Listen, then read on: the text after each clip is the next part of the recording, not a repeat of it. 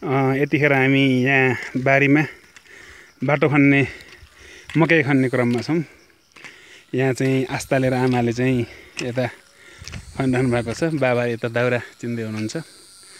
म चाहिँ भिडियो गर्दैछु।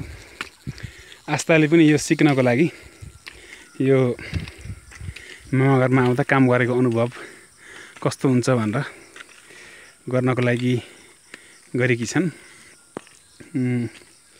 पक्कै पनि तपाईँले देख्दै हुनुहुन्छ नेपालको कृषि जमिनमा कृषकहरूले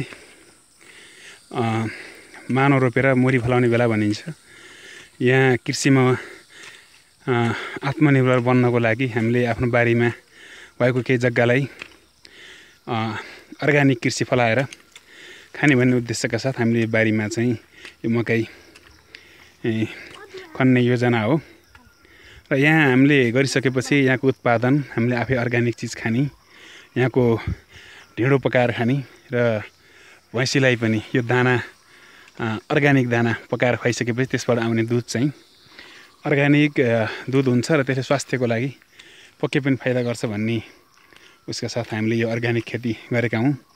यसमा पक्कै पनि आर्थिक रूपकै फाइदा र बेफाइदाको कुराकानी गर्दा, फाइदा र घाटाको कुरा गर्दा पक्कै पनि प्रतिफल चाहिँ आउँदैन।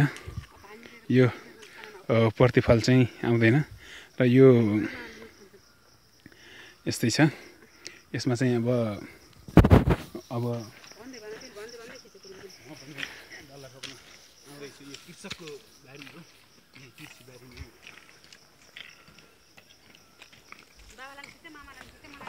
ल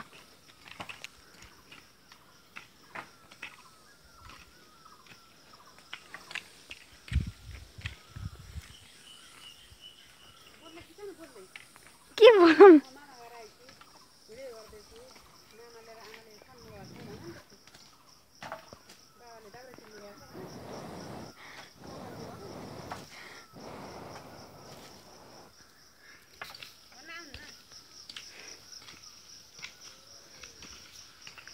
भाइले बाबाले माइलीले मम्मीले हेर्छन् क्या।